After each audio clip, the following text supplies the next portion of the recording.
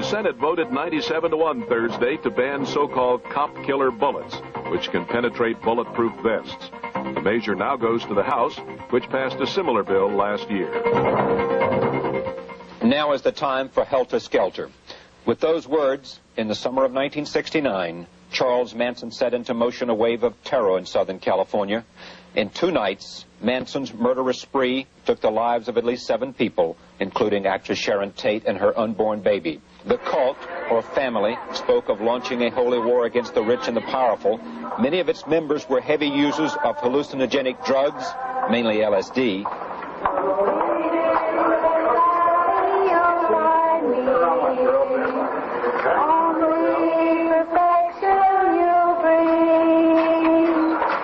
The killings were bizarre and merciless. They triggered a public panic and raised the specter of drug-crazed youths slaughtering their victims at random.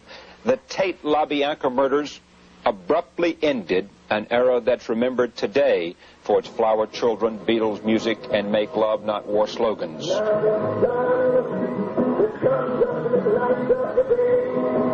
Who was Charles Manson? Manson was portrayed as a guitar-playing ex-convict with a following of runaway young women, his so-called family members. He was described as either a demented messiah, a psychopathic killer, or a man who controlled the minds of weaker followers. Testimony revealed that while Manson was not present at the home of director Roman Polanski the night of the murders, he planned and ordered the deaths of Sharon Tate and her guests. Americans also learned Manson was born out of wedlock to a 16-year-old prostitute in Cincinnati, Ohio. His childhood years were a series of foster homes. By 1969, Manson had served more than half his life in reform schools or prisons. He had been convicted of forgery, homosexual rape, and car theft. On April 17, 1971, Manson was sentenced to death for 7 counts of murder in the first degree. A trial later that year found him guilty of 2 more counts of murder. Because of a change in state law, the death penalty was commuted to life in prison. Manson is now serving that sentence at San Quentin.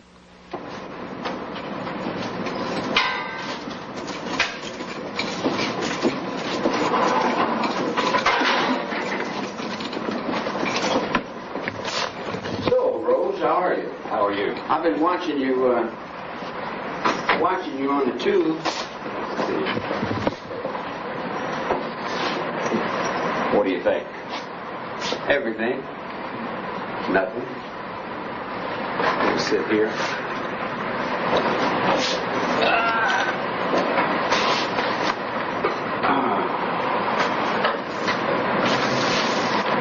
How's your day going? Day's going nice. The weather here is much better than the weather in Washington, D.C. We left 4 inches of snow. And I got out here and they said this is record warm temperatures. Yeah, I'm kind of nervous. I've been locked up in the hole a long time. So for me to come out of that cell is a whole brand new experience. And what's the prison routine like for you? I sit in my cell 24 hours a day.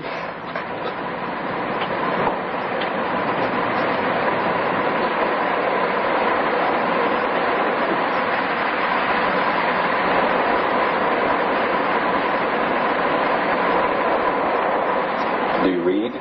No. Why not? Well, I found my thoughts are more interesting than anything I can read. Watch any television? Occasionally. What do you watch? I watch, I spin it around a lot. I watch a little bit of everything. Listen to radio? When I have one, yeah. Have any friends you talk to? I'm a friend to everything I see, everything I know, everything I feel. What about other inmates? I'm brother in these hallways for 40 years with no snitching on my jacket, and no asking for nobody to protect me, and walking on my own 2 feet. You get a lot of mail? Yeah. What do they say? Those letters. Everybody's playing a different game with the thought. They're playing boats and planes and trains and rabbits and ducks and swings and hearts and little girls and everything that you can think of. When we started the rainbow,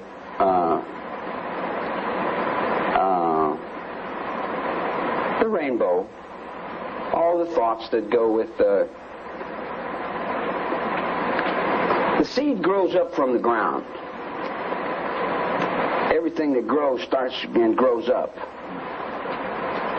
You go down in the earth to plant something, and you plant these seeds, and this garden grows. It's the same thing with the garden that's in the mind. I want to talk about that, but let me stay with the routine, the facts of your life for a while. What about the scorpions? You make scorpions? I make little things out of string. Where do you send them? Everywhere. Wherever they fit. Does somebody pay you for them? No. Why scorpions? Well, it's not only scorpions. I make all kinds of things. You know, scorpions is just one of the things that I happen to make. I'm spiritually allied with the scorpion and the wolf. See, spiritualism scares you people because you've got this little stereotype church that you're buying and selling, and you're trying to put God in a building. But God is much bigger than that little church. You know, and spiritualism is a lot more than they put in libraries and books. Yeah, most religious people know that. Yeah. Well, I'm allied with certain awarenesses of the desert, you know. What do you miss most being in that cell? I miss having my music because some egomaniac wants to feel important, and they keep my music away from me. Your music is your guitar? Yeah.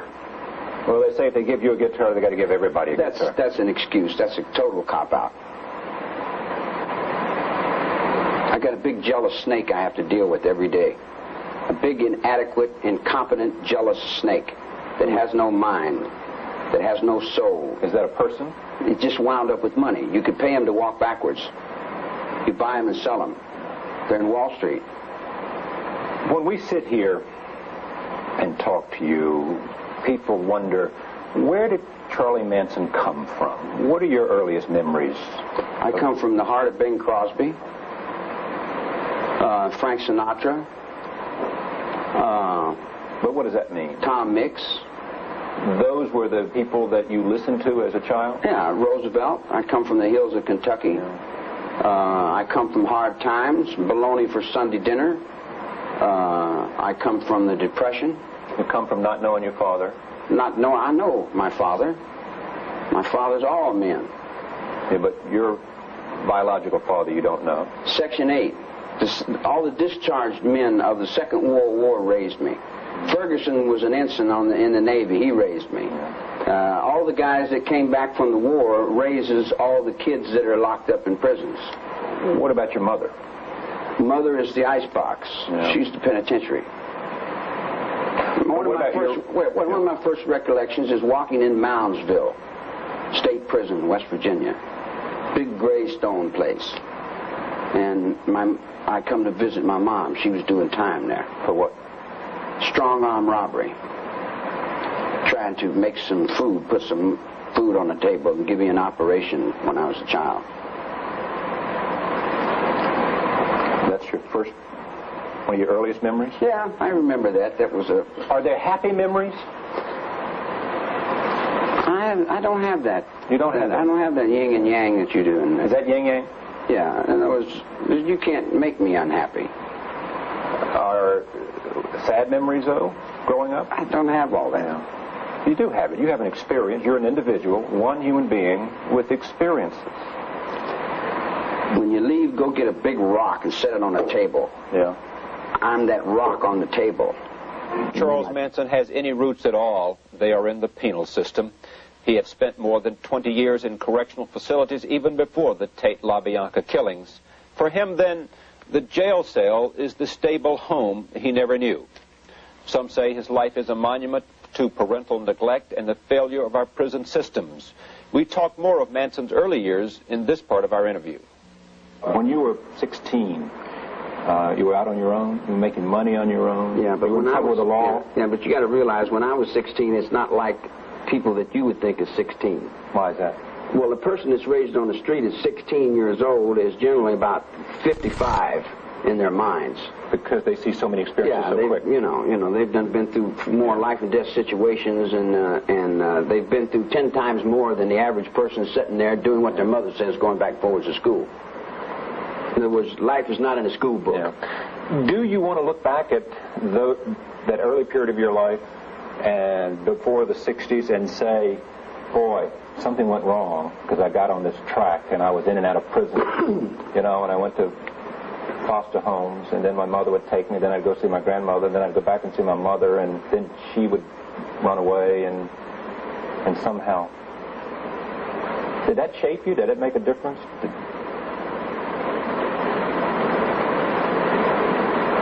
Well, see, that doesn't even compute in my world because, there is no wrong. There's no wrong? I don't do any wrong. I wouldn't do anything that was wrong. If I did something that I would regret, then I would punish myself for it. And I wouldn't stand here and beat myself in the head with a hammer. That wouldn't make much sense. Yeah. So you got a parallel universe. You got two worlds. One world, everything is a lie and everything is wrong and you can never do anything right. According to anybody else, I've never done anything right.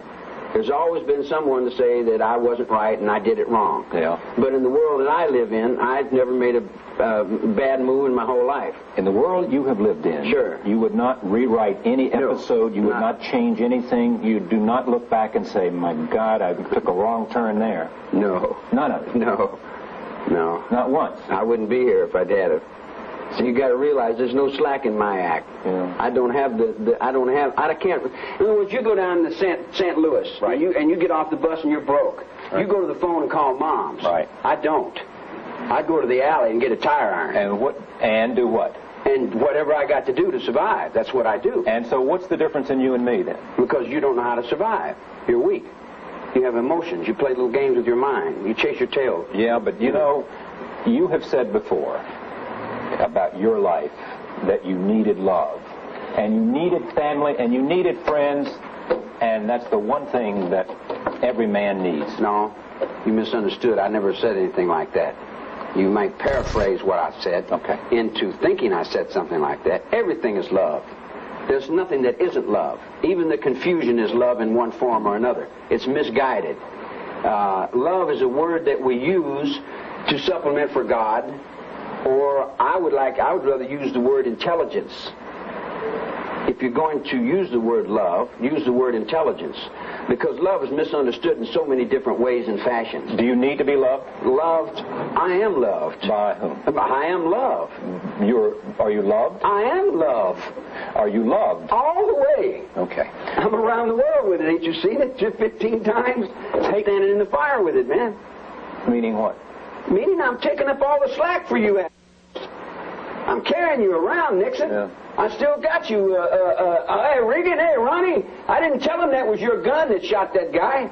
I didn't tell him that gun came out of that trailer that came over there. I held my butt on you, Ronnie, old crime partner. Yeah. You dig what I'm saying? In other words, I'm intertwined in your very soul, man. You give me my rights. My father died in the battlefields for my rights.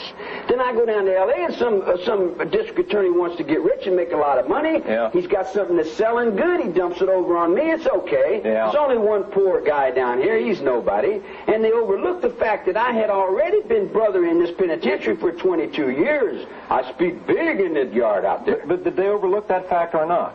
Sure, they overlooked it. Well, how did they overlook it? They took my rights, man. Yeah. You don't take my rights. You'd rumble the graveyard from here to the unknown But soldier. you respect power, and the system works this way.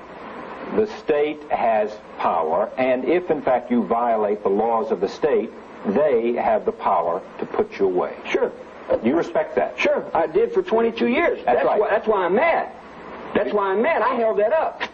When I was a child, I used to be crying and bitching, and the old man said, "You do the crime, boy?" And I'd say, "Yeah." And he said, "Well, shut up and do your time."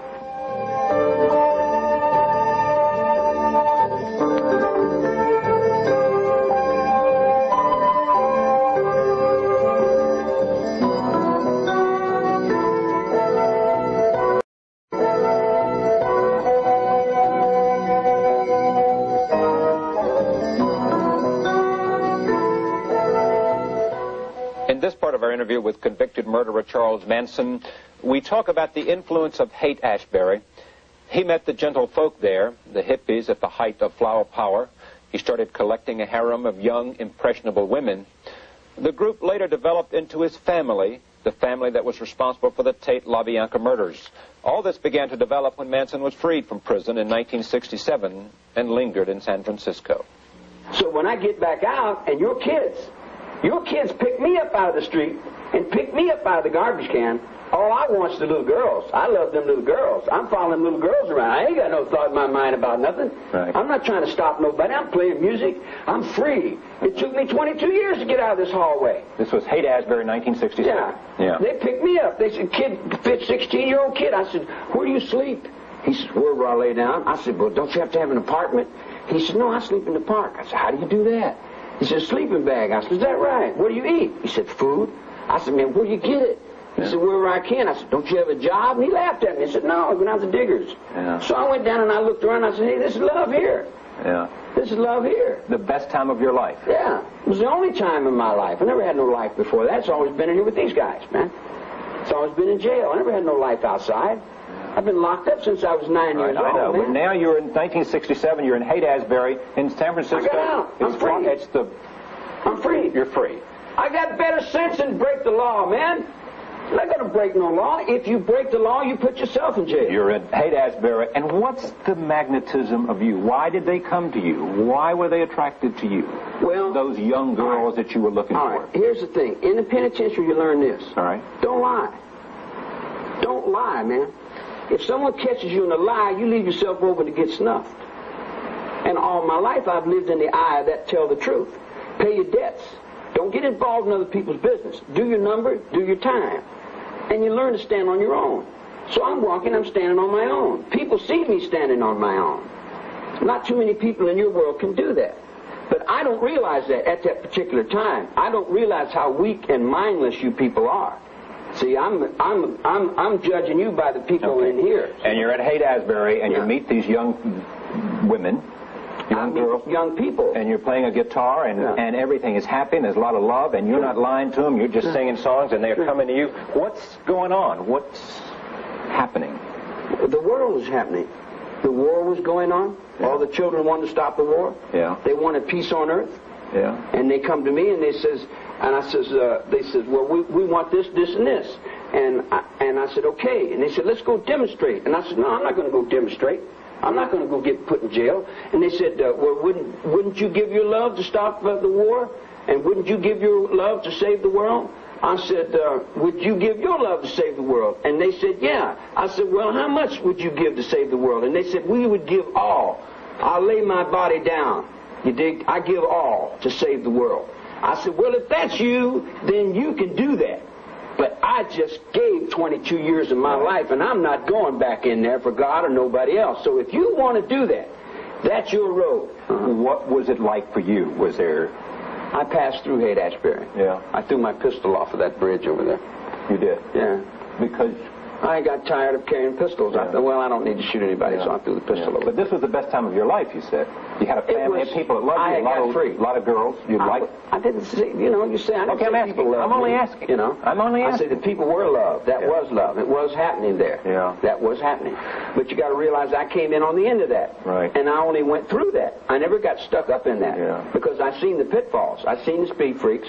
Yeah. I seen the falling of it. I seen it falling. I'm very aware when it comes to seeing things. You were an ex-con and you were wary. I'm not going to get busted or go to jail again. Yeah. That was my thought. So I used to hold this up saying, one positive thought. Yeah. I'll never go back to jail again because I'll never break the law again. So you had a family, though? I had a family. See, there you go. A family had you. A family had you. But you were trying to make it suggest I'm saying this, and I'm saying, did you or did you not? No, I never thought of a family. I don't hang on to people, man. Right. I've never had anybody I hold on to. It's not even in my mind. Our interview with Charles Manson continues in the next half hour. When we return, Manson talks about the infamous Manson family and those terrible 2 nights of murder in August 1969. Stay with us. Nightwatch continues. 8th sentence. He was denied parole in that same room last month for the 6th time. In this part of our interview, we began discussing the murders and the members of his so-called family. We spoke about his relationship with some of the others who took part in the killings. Both Charles Tex Watson and Susan Atkins were among the 4 Manson followers convicted of 7 counts of murder. They are all serving life sentences. You say there was no family. There was no Manson family. There was a group of people that were having a good time. They say you told them, the leader business, you told them to go murder. That's what they testify. No. Did Watson testify to that? No. Did Watson say that? No. Did he write a book and say that? He may have said it in his book after he convinced himself of it. Yeah, he did. But he said this basically, this is what I thought Charlie wanted me to do. Yeah. See, what happens when you're dealing in the street and you're dealing in life and death? Life and death is going by you like this every day. Right. There's a guy with a knife. But you're not dealing in the street. You're up in the mountains playing a guitar. No, this is where my thought is running, see? You guys sit down, you compute all this, and you know, this all, but to me this goes by, like I may face life and death situations 4 times a day, like it was dust on my shoulder, you dig? So Tex has a little problem, he has a little problem, he gives me a gun, he can't deal with it, I have to go deal with his problem. Which is? I have to go shoot somebody for him. Because he's too much of a coward, and he's laying up underneath the bed with it. Who'd you shoot? I had to shoot lots of Papa. Who? Some guy down in the drug world. I had to go down and take care of some business that was not my business. So Tex owed me one. So when I come back and I say, see, you got me in trouble. Every time I stand up for you, brother, I got to face your life and your death. You dig? I'm tired of carrying you on my back. And I threw the gun. I said, now you owe me one. And if you don't pay me when you owe me, then I'm going to pay you what you owe me. You see what I'm saying? In other words, I have to go into another person and put on another face and come back and play, you know. I understand. So you say to Tex, you owe me one. That's right. So then when my brother gets busted and my brother's in jail, then I tell Tex, pay him what you owe me. Well, I said, don't tell me nothing. I don't want to hear nothing. I'm not part of no conspiracy. I'm not breaking no laws. You dig what I'm saying? I'm not getting involved in nothing. However you do it, you do it. I don't care how you do it, but don't bring it to me. I just come back and big, sir, I got a traffic ticket. But that's not what they say. Who's they? Who's they said that? Susie Atkins. No, Susan Atkins never said I'd said do anything except do what Tex said. And I did say that. I said, Susie, you owe me? She says, yeah. I said, you remember the 3 dudes I fought for you? She said, yeah. I said, remember that other dude I cut his ears off for you? Yeah. She says, yeah. I said, well, then pay that to Tex. Don't bother me with it. All right. After you knew what that had happened at Sharon Tate's, the most brutal murder that people were aware of. Not that there's not a lot of other brutality around, but this got attention. What'd you think? Well, I looked over in Vietnam and I said, No, what'd you think about Sharon Tate and her unborn baby? What did I think about it? Yeah. It's not my world. I don't live in that world. Well, so you didn't care? Care? So, suppose Tex... What the hell does that mean, care? Well, it means love. That means some sense Put me in a solitary confinement, break my teeth out, break my ribs, bust me up, kick me down a hole, and then come back and tell me about care. I don't know what care is, man. You said to Tex, you owe me one. Tex goes out and commits this atrocious, horrendous, horrible crime. It's atrocious from where you're looking. It's atrocious where anybody looks. It is. No. I look over at my lane, and I see those guys running through there, and I say, good job, man. You didn't say that. You didn't say that. I would have if I'd have been the general in that. You better believe I would have said it. You would have said good for you for killing those people at my line? Man, when you're in war, mister. Okay, but what does war have to do with Sharon Tate's murder? What's it got to do with any murder? But then you said one more death. It doesn't... Wait. They picked up they wanted to stop the war. You don't make no change without bloodshed. Yeah. You didn't feel any remorse because maybe Tex misunderstood you if you accept that link. I didn't mean for you to do that, Tex. All right. Let me cool down a bit. Okay. How you doing today? All right. Good. You got a girl. Right. She lays her bridge over troubled waters and all that. She's buying a stairway to someplace, but her welfare check didn't come in. She's got all these things in her head. She's willing to die for this. And she comes and she says, this is my station in life. I'm an angel. I have a cause. This is what I was destined to do. She decides she wants to get up on this road and do this. I tell her, do you realize now that you're only taking your own life? And she says, yes. Yeah. How could I have remorse for her love's giving to the world? On the altar of that, I wouldn't hide it. I would say, that's beautiful. But to those who cannot give in the word love, they would hide it and say, oh, how terrible it is. But ask the Ayatollah when his young son goes out there and gets his legs blown off, or someone dies for something they believe in to die and martyr themselves into forever, you dig? Then someone that can't see that as being love, they turn around and call it dirty. And they call it nasty, and then they make their children into be criminals and crooks, and then they hide them up underneath the thing. But let me explain this to you. In that life there, as these men will tell you here, right, people hang themselves on the ventilator in the cell next to me every day. And nobody outside of where you live can understand that and can relate to that because it's a life they don't know and will never know. Because they don't care. I do. Right. But they'll turn that around and they'll say that I don't care, that they do. And then they'll say, we'll go help the misused children. All right, let me finish that thought. They said, we go help the misused children. I said, well, if you're going to help the abused children, what about these penitentiaries across the country? Aren't they abused children too? Or did you forget those? Charlie Manson then was an abused child. Every man in the penitentiary. Well, we're not talking about every man. We're talking about you. I mean, so you look now at that life you've lived and you say, man, that was an abused life. And that was a man, you made him into what he became because you beat on him and you pushed him, right? Okay. That's your... So in your world, you could take a slice of a pen and write it on a piece of paper and destroy 200,000 people, and it's okay. Well, not me. Because you don't have to see it. Yeah. It's all right because you don't have, Okay, but was it okay? Was that murder okay because you didn't see it? Murder? There's no murder. There was a murder of Sharon Tate. Come on. There's no murder in the Holy War, man. Was it a holy war? Was Sharon Tate's murder a holy war? The whole thing is a holy war. Wait a minute. Because you want to draw a line and say this is crime and this ain't crime. No, I don't want to draw any lines. I just want to speak about the specific instance of that murder for which you're in this place now. All right. Say what you have to say. I'm asking. Asking what? Was that murder? Was it murder? Sharon Tate? No. Was it murder? Sharon Tate? No. More with Charles Manson in just a moment. Stay with us. We continue.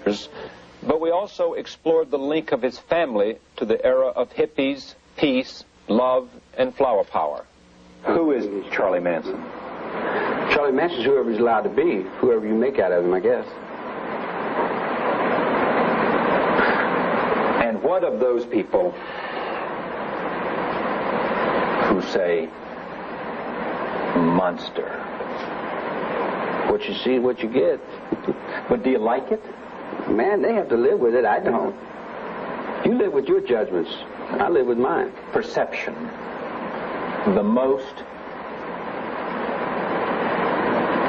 horrible crimes were committed at his direction, and therefore you come back to the same premise. You come back to the same premise. I'm just talking about self-image now. You don't like it? Do you not like it? Do you care about it? The fact that people somehow, there is something called the Manson mystique in the world now. All right. Your name is Sam Smith and you're from Idaho. Now, what's your self-image? You know you're not Sam Smith and you know you're not from Idaho. Right. Well, now, how matter? I can scream and yell and I can tell the whole world, here's Sam Smith from Idaho. And you still know in your heart that you're not Sam Smith. So what are you in your heart then, if you know you're not that? I did not direct nobody to be killed, man. All right. Who told Watson et al. To go commit those murders? The lawyers. Okay, well, we're not going to go anywhere on that. All right. Well, you want me to explain it? It's a simple thing. What is the simple thing? Everybody that's a crook learns this, that you cannot trust a lawyer. Okay. Especially a criminal lawyer. You can't trust them. Oh, so you're saying the defense lawyers did it? No, I'm saying if we had a place to go, we wouldn't have to go to violence. But when you got no place to go, and your children can't find a father in your system, and you lay down and you say, can I get some help? And they won't give you no help. And you get stepped on in the face, and then pretty soon you say, well, what can we do here? So violence is the only option we have. Only change. Wait a minute. For that generation, you must realize I am not in that generation, man. But you were part of it. What do you mean? I just got out of the penitentiary. Yeah, but you got involved in it, right? I got involved in what? You were involved with that generation of young people. No more than anybody else on the street corner. Do you believe the Tate LaBianca murders had anything to do with sort of ending the period of the 60s, creating a Yeah, it was the peak of the love that was running. Why don't we do it in the road? No one will be watching us. And it's banging 24 hours a day. I didn't write that music. Okay. Take it to the Queen of England. Ask her why she's sending her kids over here ducking from that Hindu pimp that's coming out of that New Delhi penitentiary. See, there's a lot more in the world than you know about, see? Boy, there's a lot that... Sure there is. Sure there is. Sure there is. What do you say to those people who say Charlie Manson is a psychopath? So, okay, it doesn't bother you. No, there's a whole lot of us nowadays. That he hates people. That he's full of hatred. Right. Yeah. Are you full of hatred? No. As is it. Okay. In other words, I see that human beings aren't worth too much as a whole. That he's schizophrenic.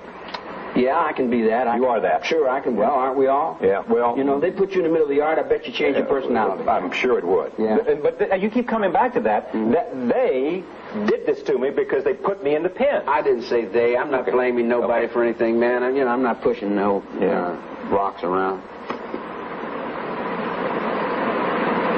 If you're going to write a song today, what would it be? You better bow down, disco. I'm going to take your heart away.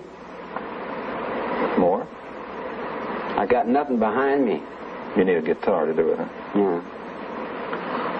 You don't think of yourself. I don't think of myself. You're right. And secondly, you don't think of yourself the way these other people do, as this monster that I think of myself as whatever I have to be. Yeah. You know. Well, see, here's what's interesting about you. Listen to me 1 second. Here's this guy who most of us believe, because of the trial, and you believe we were had by the DA, but most of us believe you did suggest, direct, because of the influence you had on those people to do those murders. And the next night, the LaBianca. And it has created this notion of you. You are one of the most infamous criminals, cons of all time. In the world. I don't think you guys have seen me. Really? No. What don't we understand? You don't understand yourselves. No, but what don't we understand about you? I grant you we don't understand ourselves, but what don't we understand about you? Just what I said. I'm inside of you, man. Yeah. I live inside of you. I'm inside every one of you. And to say that suggests that what? You being evil is inside of all of us? Life. Yeah. Evil. It's beyond good and evil, man. It's a balance. It's abraxas. It's the Pope roller skating. Yeah. He keeps one hand on the table all the time. He never tells you he's running numbers on. He's got the dice in his hand. Yeah, but like we all know that. We should by now. What do you think about the idea of responsibility? Taking responsibility for your own actions? I do. The court ran for me. Sure. Now let me ask you a question. All right. How comes the court shirked and turned their backs on me and wouldn't give me my rights? They gave you your rights. Rights in what redaction? I didn't even get to put on defense. Yeah. When it come defense time, they said, we're taking too long, and this covered it up and told the public another outburst, another Manson outburst. Yeah. If you... What defense did I put on? What witness did I call? Did I call one witness? I never got to call one witness. You will not find any group of people who will not believe, who don't believe that Charles Manson got a fair trial. And human rights are over in Russia. We won't look at Charles Manson. We'll just cover that up. We won't look at the fact that we've had a 9-year-old kid locked up and blaming him for everything we did since 1943, will we? When we return, the conclusion of our interview with Charles Manson at San Quentin. Responsibility for the Tate LaBianca murders. There is no regret, no sign of remorse. How did Manson bend others to his will? At the end of our conversation, Manson's forcefulness, anger, and sense of theater all come to play. We talked about his followers and where they came from. I live in another world. Okay. I was raised up that you don't get involved in other people's business. Okay. If they're doing something, that's them. They got to ride that beef. That's a jailhouse law. Ride your own beef, do your own time. And I've done that all my life. If Tex goes off and he kills 8 or 10 people and Bobby comes back and says, I killed him, right. I said, man, don't tell me about it. I don't want to hear it, It's none of my affair. And you don't even care, you said. Care? You didn't. I know. I know. We've been through that. Yeah. You've been through that. What is the relationship between Charlie Manson and young people? I am your young people.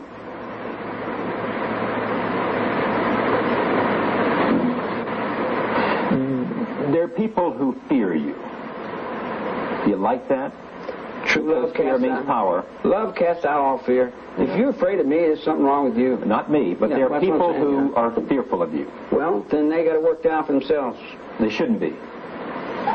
That's up to them. I don't, what can I do? We haven't talked about one thing. I got to go, but I want to talk about this, about religion and God. Do you believe, Susie Atkins and Tex Watson have become born-again Christians? Sure. What do you think of that? We were born-again Christians before we got busted. You believe in a God? Sure. That's not you. Well, sure it's me. Under what circumstances would you look into the eye of a camera like that and say, look, I want to take responsibility for the world that I live in? No. Okay, for the world you live in. The world that I live in. I got no choice. Yeah. I got peace. But until everybody's got peace, I can't have peace. In other words, I got you. But I can't have it until everybody else gets you. And then when everybody else gets through with it, then I'll get you. You said that your book would not be published for whatever reason. I don't know anything about that. But here, if you, in fact, in the last question, when you're going to meet your God, and when you know you're down to those last few remaining breaths, are you still going to say what you said to me, or are you going to say... I've lived my whole life right in that spot. Okay. So if it all ended tomorrow... It did end tomorrow. All right. Suppose it ends tomorrow for some reason. It does. You would go to your death saying, you got me all wrong, I didn't do it. Yeah, see what I'm saying? Well, wait a minute. Paula, answer that, because you've been very responsive. Would you go to your death saying, I didn't do it, I had nothing to do with those murders, and you put me here, and I didn't deserve it? I didn't say I didn't have anything to do with them. I didn't. You misunderstand me. Tell me what you're saying about it. If it's your last will and testament, what are you saying? You got a circle, man, that man lives inside of. He lives inside this circle. He's responsible for this circle, and this circle only. You can take that to the House of the Rising Sun in Japan, the samurai. You can take that to the Second World War. You can take it and hang it on a cross. You can kill me 1,000 times, but it's still there. It makes no difference whether I'm in the circle or not. It's still there. What this man does outside that circle is none of my business. But if he comes up to the circle, I'm going to stand in my circle. If you don't stand in my circle, you're with your own life here. Your own life, man. Can't see it's your life. It's not mine. I'm just another guy walking down the road going, how many times I got to go? Where's God at? She got a face, got a print. What is it? You want me to be everything to everybody. You want me to face all your fears and all your debts. You want me to die again for you. You want me to go to the gas chamber and walk in and say, all right, preacher on one side and priest on the other side, and they say, I'm the Son of God, and they say, we know, son, go in and sit down. Give us your life again. And I say, I give you my life because I think you're taking care of the kids. But then I get out from the gas chamber and I go out and I look at the kids. You're not taking care of the kids. You're feeding on them. You're drunk on their blood, man. I'm an old man. All I want to do is retire. Get on the desert and be left alone. I don't want to bother nobody. I'm hiding out underneath the rock. They come to me and say, hey, Charlie. Hi. I said, what do you want? So you want to talk? I said, about what? We got problems. The water's dying. Your water's dying. Your life is in that cup. Your water's dying. Your trees are dying. Your wildlife's locked up in zoos. You're in a zoo, man. How do you feel about it? How do you feel? How do you feel that your children would do something like that? How do you feel that an ex-convict would get out of jail and go find rocket scientists' children out in the garbage cans? Go home. I can't. My mother, my father won't let me. They're drunks. They hate me. I'm responsible for your children. You won't be responsible for... How do you feel about those murders? How do you feel about them? That's what counts. Happen in your world, not mine. Not in my circle, because I wouldn't allow it. But listen... Those people that died never violated your circle. I didn't have anything to do with those people that died. But son, how many times I got to tell you they died in Vietnam, they died in Korea. I didn't have nothing to do with that. I never told nobody, you go over and kill those people out in Oscar. I said like this, be responsible for your own actions, man. Anybody who watches this tape is going to see the things that you have said and hear the things that you have said. And they also are going to say, that man is mentally sick. And what do you say to that? When you take a negative from a picture and you hold it up to the light, you don't see the light, you see the negative. So what you think in your mind as you look at me is how you're judging yourself in the world. This guy here was written down in the scriptures long before I got here. You think you'll ever leave prison? Prison? I left prison in '67. I got out of jail. Yeah, but you're back. Can't you see I'm out, man? Can't you see I'm out? Can't you see I'm free?